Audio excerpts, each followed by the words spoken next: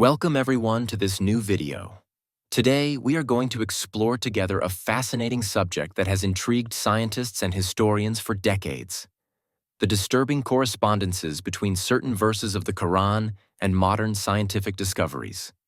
The Qur'an, the sacred text of Islam revealed over 14 centuries ago, contains descriptions of natural and scientific phenomena that humanity has only been able to verify in the contemporary era.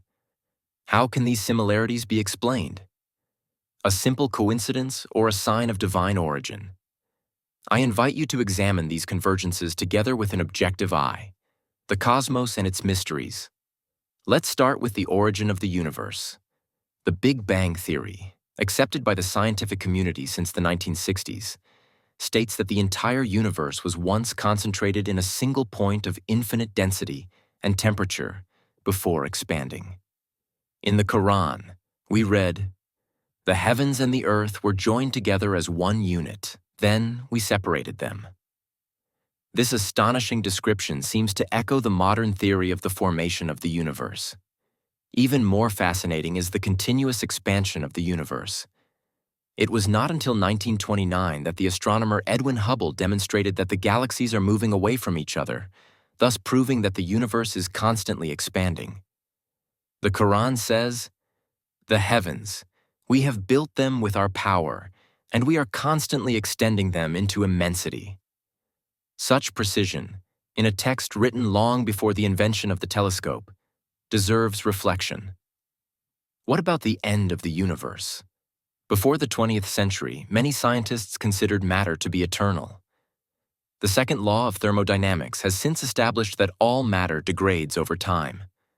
The Qur'an already stated, "Everything on earth will eventually disappear." Our planet under protection. Let us now turn our attention to our planet.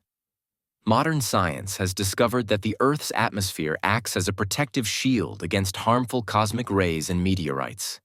The ozone layer filters out ultraviolet rays, while the Van Allen belt protects us from solar radiation. In the Qur'an, it is written, "We have made the sky a protected roof," a particularly relevant metaphor in light of current knowledge.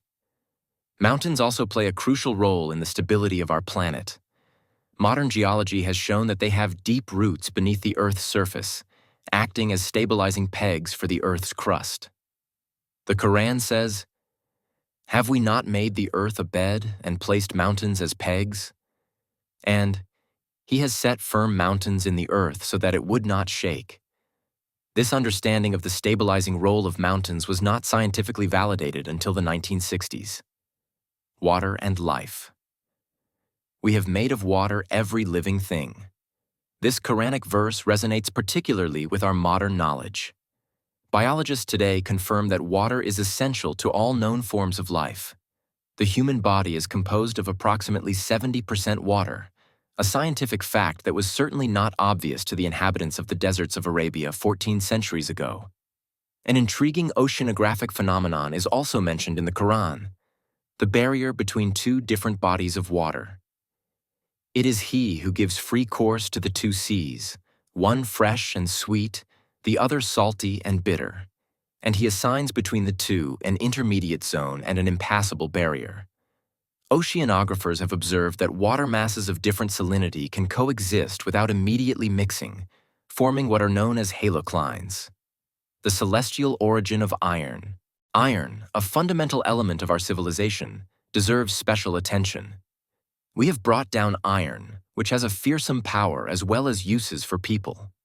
This intriguing formulation corresponds surprisingly well to modern astrophysical discoveries. Scientists have established that iron can only be synthesized naturally in the hearts of massive stars at the end of their lives. When these supernovas explode, the iron is dispersed in space and can reach other planetary systems. Iron literally does come from the sky.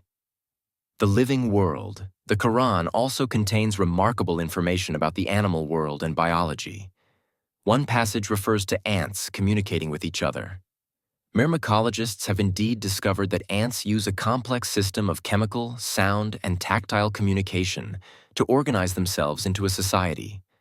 They can signal the presence of food or warn of danger by stridulation, producing sounds by rubbing certain parts of their bodies. Human embryology. The description of the stages of human embryonic development is amazingly precise. We made the sperm into an ovulation, and from that ovulation we created an embryo. Then from that embryo we created bones, and we clothed the bones with flesh. This description of the stages of fetal development corresponds to the observations of modern embryology. Professor Keith Moore, an eminent specialist in embryology, said he was amazed to discover in the Qur'an precise descriptions that have only recently been confirmed by science. Health and medicine. The Qur'an also contains health recommendations that have been validated by contemporary science.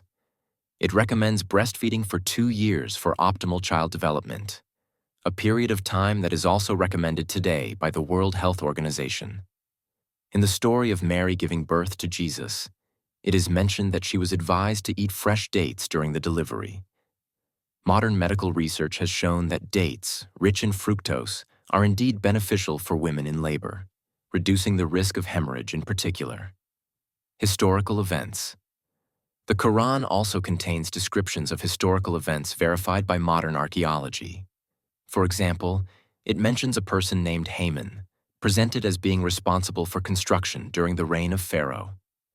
Egyptian hieroglyphs, deciphered only in the 19th century, have indeed revealed the existence of a dignitary named Haman, whose function was chief of the quarry workers. How could such a detail have been known at the time of the revelation of the Quran? Similarly, the Quran mentions the preservation of Pharaoh's body after his drowning.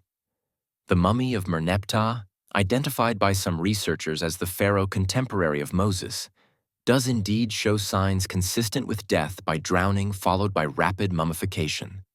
The Quran also refers to the defeat and subsequent victory of the Byzantines against the Persians, a prediction that came true a few years after the revelation, when nothing could have foretold this reversal of the military situation.